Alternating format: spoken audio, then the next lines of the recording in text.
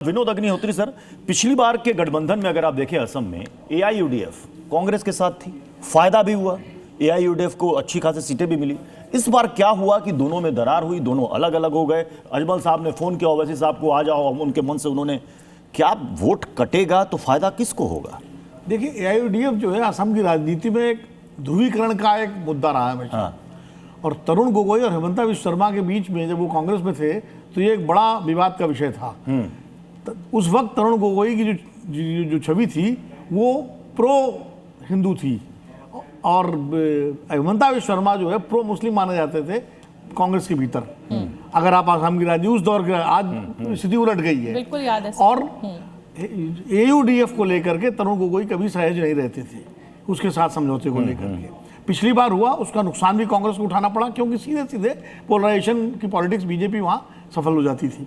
अभी लोकसभा चुनाव में जिस तरह से 10 लाख वोट से हराया बदरुद्दीन अजमल को कांग्रेस के उम्मीदवार ने, तो उससे कांग्रेस को यह हौसला मिला कि अगर हम अकेले लड़ेंगे तो हमको माइनॉरिटी और वोट भी मिलेगा और हमारा ध्रुवीकरण की पॉलिटिक्स से भी थोड़ा पीछा। ठीक है, अजीत शुक्ला जी, गौरव गोगोई, आपको क्या लग रहा है जमीन पर कितना असरदार साबित होने जा रहे हैं? हेमंत विश्व शर्मा मुखर हैं, जमकर हमला बोलते हैं, जमकर जवाब देते हैं और खुलकर मियां भाइयों पर भी करते हैं, मतलब पोलराइज करने का वो पूरा हर संभव प्रयास करते हैं। क्या लग रहा है आपको? देखिए, अगर बहुत ज्यादा पोलराइजेशन नहीं होगा तो अहोम का कंसोलिडेशन हो सकता है, क्योंकि असम जातीय परिषद है या रायजोर दल है, इन लोगों का जो है वो एक संगठन में फिर से आए हैं। वो लोग पिछली बार जो है वो बाहर लड़े थे और इस बार जो है गठबंधन में लड़ रहे हैं, तो अहोम का एक कंसोलिडेशन बनेगा। दूसरा चीज ये है कि ठीक है, मैं ये मानता हूँ कि 32 सीटें जो है पहले थी लगभग मुस्लिम डोमिनेटेड, अब लगभग 20-22 सीटें हो गई हैं। लेकिन ऐसा कुछ नहीं है जिस तरह बताया जा रहा है। इधर जो है, इधर बीच में जो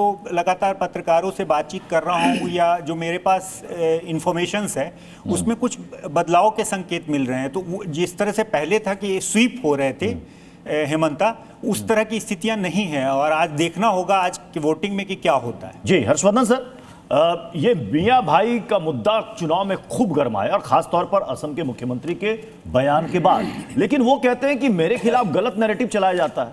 वो कहते हैं कि मुझे अपने देश के मुसलमानों से कोई दिक्कत नहीं है। मियां भाई यानी कि जो बाहर से आए मुसलमान, वो कहते हैं हमारा ड्राइवर मुस्लिम है, वो कहते हैं हमारे दफ्तर में 30% कर्मचारी मुस्लिम है।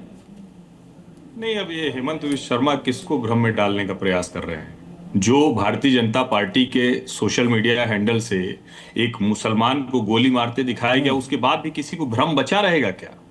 वो ठीक है, वो ये कहते हैं कि मेरा ड्राइवर 30 साल से मुसलमान है, लेकिन उनका एक और बयान मैं याद दिलाता हूं। वो कहते हैं कि मुसलमान हमें किडनी दे देगा, हमें खून दे देगा, वोट नहीं देगा।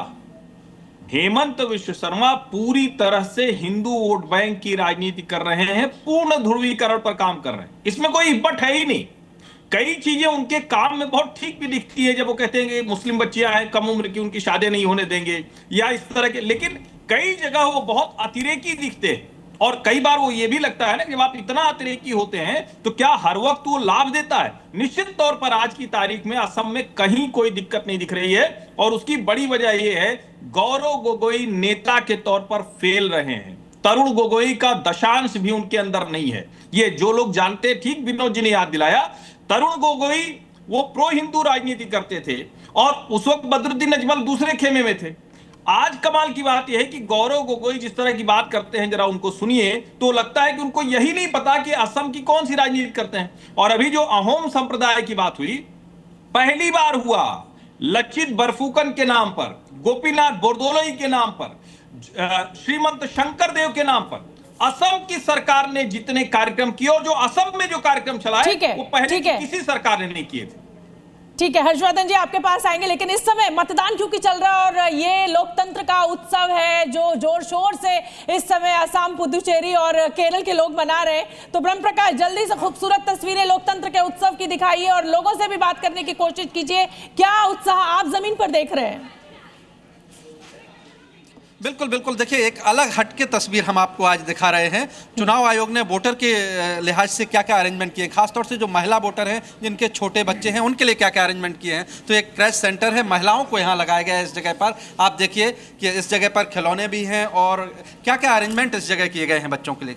इधर हम गर्भवती प्रसूति के लिए ब्रेस्ट फीडिंग कॉर्नर बनाया है और रेस्ट ले सकते हैं और ब्रेस्ट फीडिंग भी करा सकते हैं इधर।